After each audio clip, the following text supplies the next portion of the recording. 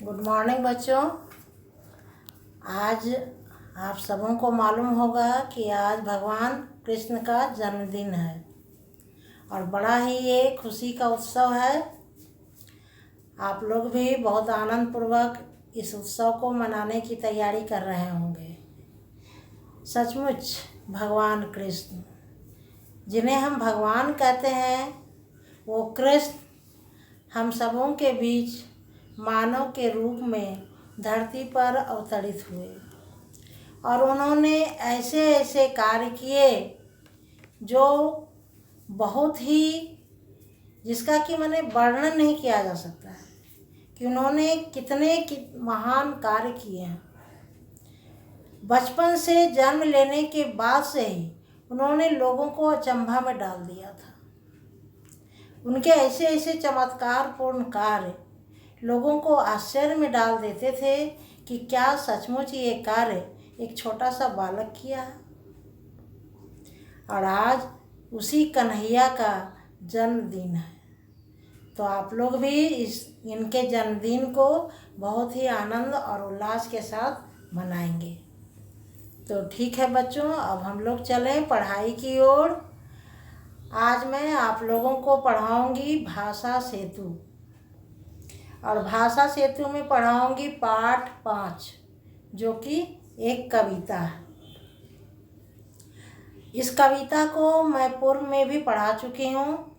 आप लोग इसे अच्छी तरह समझ भी गए होंगे, लेकिन अब मैं फिर से इसका पुनरावृत्ति कर रही हूँ। आप लोग ध्यानपूर्वक इसे फिर से सुने और समझने का प्रयास करें। बहुत ही अच्छी कविता है। इस कविता को लिखने वाले कवि का नाम है मैथिली शरण गुप्त। कवि का नाम क्या है बच्चों? मैथिली शरण गुप्त। इस कविता में उन्होंने गौतम बुद्ध, जिनका नाम आप लोग सुने होंगे गौतम बुद्ध का, गौतम बुद्ध की पत्नी का नाम था यशोधरा और उनके पुत्र का नाम था राहुल। ये राहुल और यशोधरा का एक वार्तालाप है जिसे कविता के माध्यम से प्रस्तुत किया गया है। इसके पूर्व में मैं आप लोगों को गौतम बुद्ध के बारे में बताई थी कि गौतम बुद्ध कौन है और वो किस धर्म को उन्होंने चलाया था। आप सभी को पता होगा कि उन्होंने बौद्ध धर्म को चलाया। वही गौतम बुद्ध जिनका बचपन में नाम था सिद्धार्थ। मैं एक बार थोड़ा सा उनके बारे में आप लोगों को फिर से बता दे रही हूँ कि गौतम बुद्ध कौन थे। गौतम बुद्ध का बचपन का नाम था सिद्धार्थ। वो एक राजा के पुत्र थे और बचपन से ही उनको ये राजपाट सुख वैभव में मन नहीं लगता था। उनका मन हमेशा एकांत में रहने का करता था। और ये देख करके उनके माता पिता बड़े ही दुखी हो जाते थे कि मेरा एक ही पुत्र है और ये इस तरह से क्यों रहता है। और इसके लिए उन्होंने उन्हें सारी सुख सुविधा प्रदान कर रखी थी ताकि वो खुश रहें, लेकिन फिर भी वो हमेशा उदास नजर आते थे। उनके माता पिता उन्हें घर से बाहर निकलने पर भी प्रतिबंध लगा दिए थे, लेकिन वो कभी कभी छुपते छिपाते घर से बाहर निकल ही जाते थे। मैं बताई थी कि उन्होंने क्या काम किया था। एक बार वो किसी तरह घर से बाहर निकले तो देखे कि एक बूढ़ा व्यक्ति लाठी के सहारे चला जा रहा है, झुक करके लाठी को टेकते हुए जा रहा है। तो वो उससे पूछते हैं कि आप इस तरह क्यों चल रहे हैं, आप सीधा क्यों नहीं चलते हैं और ये लाठी क्यों रखे हैं हाथ में। तो वो बताए कि बेटा मैं बूढ़ा हो गया हूँ, इसलिए अब मैं सीधा होकर नहीं चल पाता हूँ, तो लाठी के सहारे चल रहा हूँ। उनके मन में आया ये बूढ़ा क्या होता है।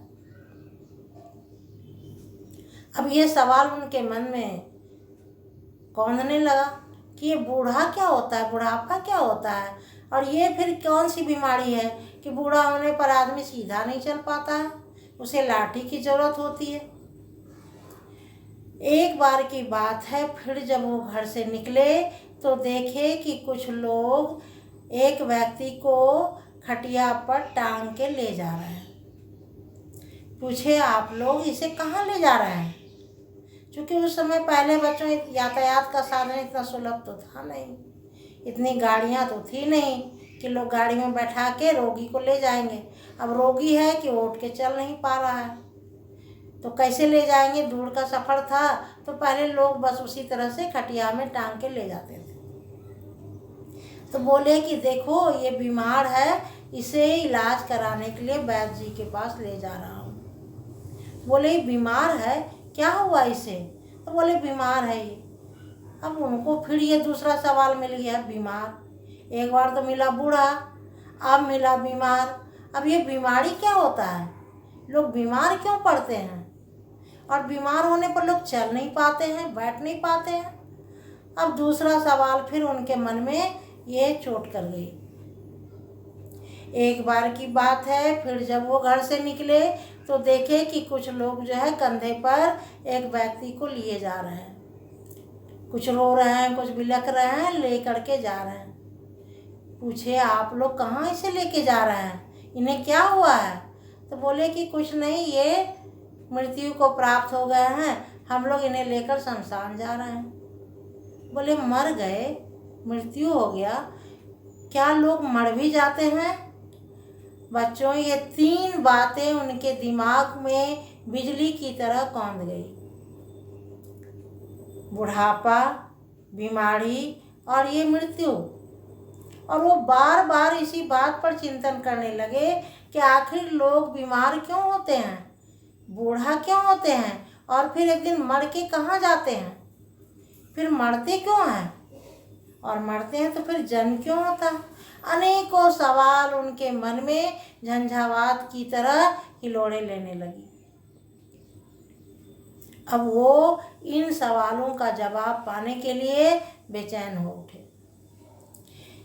इस बीच उनके माता पिता उनके इस एकांत में रहने की प्रवृत्ति को देखते हुए एक सुंदर रूपवती लड़की से उनकी शादी कर दी थी, और जिसका नाम था यशोधरा। वो सोचे कि शायद शादी हो जाएगी परिवार में, फिर ये रम जाएगा और ये अपनी एकांत वाली बात को भूल जाएगा। धीरे धीरे समय के गति के साथ उन्हें एक सुंदर पुत्र हुआ, जिसका नाम उन्होंने राहुल रखा। लेकिन ये 3 सवाल उनके मन में हमेशा चलते रहा, उनका पीछा नहीं छोड़ा। और एक दिन उन्होंने निश्चय कर लिया कि मैं इन सवालों का जवाब प्राप्त करके ही रहूँगा। और ऐसा दृढ़ निश्चय करके एक दिन वो रात में अपनी पत्नी और अपने पुत्र राहुल को सोता हुआ छोड़ करके बच्चों चले जाते हैं संन्यास आश्रम में, जहाँ उन्हें अपने सवालों का जवाब प्राप्त करना था। जब सुबह यशोधरा जगती है तो देखती है कि सिद्धार्थ नहीं है। तब धीरे धीरे पता चलता है कि वो तो घर को त्याग करके चले गए हैं। और वही राहुल और यशोधरा की वार्तालाप है इस कविता में। जब राहुल थोड़ा बड़ा होता है तो वो अपने पिता को खोजता है कि माँ मेरे पिता कहाँ हैं। अनेकों सवाल वो अपनी माता से करता है। अब माँ क्या जवाब दे, छोटे बच्चे हैं, उन्हें कैसे समझाए। अब एक दिन राहुल जिद कर बैठा कि माँ मुझे आज तुम एक कहानी सुनाओ।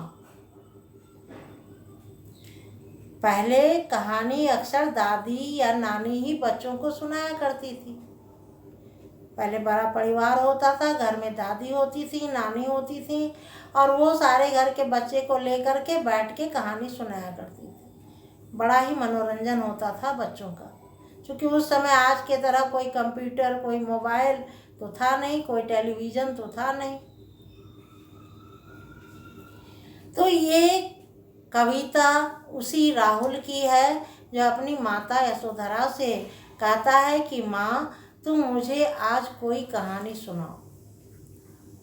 तो आइए बच्चों, मैं पढ़ के कविता आप लोगों को इस कहानी कविता का अर्थ भी आपको बताती हूँ। राहुल कहता है अपनी माता से, माँ कह एक कहानी, माँ कह एक कहानी। तो माँ कहती है कि बेटा क्या समझ लिया तूने मुझको अपनी नानी। अभी मैं बताई थी आप लोगों को कि कहानी अक्सर नानी ही सुनाया करती थी। तो यशोधरा कहती है कि बेटा क्या तुम मुझको अपनी नानी समझ लिया जो मुझे कहानी कहने को कह रहा है। तब वो कहता है कि कहती है मुझसे यह चेटी, तू मेरी नानी की बेटी, कहवा लेटी ही लेटी, राजा था या रानी, माँ का एक कहानी। तब वो कहता है कि माँ मुझसे यह चेटी, चेटी कहते हैं बच्चों दासी को, जो घर में काम करती है उस दासी को चेटी कहते हैं। तो कहता है कि ये चेटी जो है, दासी जो है, ये मुझसे कह रही है कि तुम मेरी नानी की बेटी हो, इसलिए तो तुम मुझे कहानी सुनाओ। ठीक है, तुम उठ के बैठ के नहीं सुनाना चाहती तो तुम लेटे लेटे ही मुझे सुनाओ, लेकिन मुझे आज कहानी तुम सुनाओ। तब वो कहानी सुनाना प्रारंभ करती है यशोधरा। सुन उपवन में बड़े सवेरे, तात भ्रमण करते थे तेरे, जहाँ सुरभि मनमानी, जहाँ सुरभि मनमानी। हाँ माँ यही कहानी। तब वो यशोधरा कहती है कि सुन उपवन में बड़े सवेरे, तात भ्रमण करते थे तेरे, जहाँ सुरभि मनमानी, जहाँ सुरभि मनमानी। हाँ माँ यही कहानी। तब वो कहती है कि सुनो राहुल, तुम्हारे पिता जो हैं बहुत सवेरे जग करके उपवन यानी बगीचे में जा कर के टहला करते थे, भ्रमण करते थे। जहाँ सुरभि मनमानी, जहाँ पर बहुत ही चारों ओर का वातावरण सुगंध से पूर्ण था, भरा हुआ रहता था, इसलिए कि वहाँ तरह तरह के फूल खिले होते थे। तब वो कहता है कि हाँ माँ यही कहानी। वर्ण वर्ण के फूल खिले थे, झलमल कर हिम बिंदु झिले थे, हल्के झोंके हिले मिले थे, लहराता था पानी, लहराता था पानी। हाँ हाँ यही कहानी। तब वो कहती है कि वर्ण वर्ण के फूल खिले थे उस वन में जहाँ तरह तरह के फूल खिले हुए थे, और तालाब का पानी जब हल्की हवा चलती थी तो उस हवा के झोंके से बिल्कुल लहराता हुआ नजर आता था। गाते थे खक कलकल स्वर से, सहसा एक हंस ऊपर से, गिरा बिद्ध होकर खक्सर से, हुई पक्ष की हानि, हुई पक्ष की हानि, करुणा भरी कहानी। और एक दिन जब वो वन में टहल रहे थे, उसी समय एक हंस किसी शिकारी के बाण से घायल होकर के अचानक बगीचे में गिरता है। हुई पक्ष की हानि यानी उस पक्षी की हानि होती है, यानी वो पक्षी घायल हो जाता है, उसे चोट लग जाती है। हुई पक्ष की हानि, करुणा भरी कहानी। अब ये कहानी जो है बहुत करुणा भरी हो जाती है। चौंक उन्होंने उसे उठाया, नया जन्म सा उसने पाया, इतने में आखेटक आया, लक्ष्य सिद्धि का मानी, लक्ष्य सिद्धि का मानी, कोमल कठिन कहानी। तब वो हड़बड़ा जाते हैं, चौंक जाते हैं और देखते हैं कि एक घायल पक्षी उनके सामने गिरा हुआ है। तो वो जल्दी से उसे उठाते हैं अपने गोद में और उसे हाथ से सहलाते हैं। नया जन्म सा उसने पाया। जब उसे गोद में लेकर के सहलाते हैं तो पक्षी को ऐसा लगता है जैसे उसे नया जन्म मिल गया। इतने में आखेटक आया। आखेटक कहते हैं शिकारी को। इतने में वो आ जाता है और लक्ष्य सिद्धि का मानी, वो बड़ा खुश होता है कि मेरा निशाना बड़ा अचूक था। मैंने जिस शिकार किया, जिसे बाण से मारा, वो मेरा निशाना बड़ा अचूक था और वो जाकर के सीधे उस पंछी को लगा और वो वहाँ पर आकर के लक्ष्य सिद्धि का मानी वो अपना अधिकार जताने लगा कि मैंने इसे बाण से मारा है, इसलिए ये हंस मेरा है, ये मेरा शिकार है, इसे मैं लूँगा, ये मेरा है। और ये कहानी यहाँ पर कोमल और कठिन हो जाती है। जब शिकारी उस आहत पक्षी को मांगता है तो ये कहानी बिल्कुल कठिन हो जाती है। मांगा उसने आहत पक्षी, तेरे तात किंतु थे रक्षी, तब उसने जो था खगभक्षी, हट करने की ठानी। और वो शिकारी जो है उस घायल पक्षी को मांगने लगता है, लेकिन तुम्हारे पिता उसके रक्षा करने वाले थे। रक्षी कहते हैं बच्चों, रक्षा करने वाले को, रक्षा करने वाले थे, इसलिए वो कहते हैं कि मैंने इसकी जान बचाई है, इसलिए ये मेरा हंस है। और वो शिकारी कहता था कि मैंने इसका शिकार किया है और मेरा निशाना इस पर लगा है, इसलिए ये मेरा पक्षी है। अब इस तरह से बात जो है आगे बढ़ चली। वो शिकारी हट करने लगा कि ये हंस मेरा है। हुआ विवाद सदैव निर्दय में, उभय आग्रही थे स्व विषय में, गई बात तब न्यायालय में, सुनी सभी ने जानी, व्यापक हुई कहानी। और इस प्रकार यहाँ पर दो पक्ष हो जाते हैं, एक मारने वाला और एक बचाने वाला। और धीरे धीरे बात आगे बढ़ जाती है और यहाँ तक बढ़ती है कि बात जो है राजा के न्यायालय तक पहुँच जाती है और सभी लोग इस कहानी को जान जाते हैं। तब वो यशोधरा कहती है कि राहुल तू निर्णय कर इसका, न्याय पक्ष लेता है किसका। तब यशोधरा कहती है कि राहुल अब तुम बताओ कि न्याय किसका पक्ष लेगा। तब राहुल कहता है, माँ मेरी क्या बानी, मैं सुन रहा कहानी, मैं क्या बताऊं, मैं तो कहानी सुन रहा हूँ, मैं सुन रहा कहानी। फिर वो क्या कहता है, ध्यान से आप लोग सुने। कोई निरपराध को मारे तो क्यों अन्य ना उसे उबाड़े, कोई निरपराध को मारे तो कोई अन्य क्यों न उसे उबाड़े, रक्षक पर भक्षक को वाड़े, न्याय दया का दानी, तूने सुनी कहानी। तब राहुल कहता है कि माँ अगर कोई बेकसूर को, जिसने कोई अपराध नहीं किया है, उसे मारता है तो दूसरा आदमी उसे क्यों नहीं बचाएगा। और बचाने वाला, दया करने वाला जो है वो ज़्यादा महान होता है। इसलिए न्याय करने वाला व्यक्ति तो उसी के पक्ष में न्याय करेगा जिसने दया की है, जिसने उसकी रक्षा की है। इसलिए यहाँ पर न्याय जो है दया करने वाले के पक्ष में होगा। इस तरह से ये कहानी के माध्यम से ये कविता बताई गई है और सचमुच में ये कविता बहुत ही अच्छी है। तो बच्चों आप लोग इस कविता को ध्यानपूर्वक सुने होंगे और इसे समझ भी गए होंगे। तो आप लोग इस कविता को पूरा याद करेंगे और अच्छी तरह पहले इसको पढ़ेंगे, लाइन बाय लाइन पढ़ेंगे और फिर इसे याद करेंगे।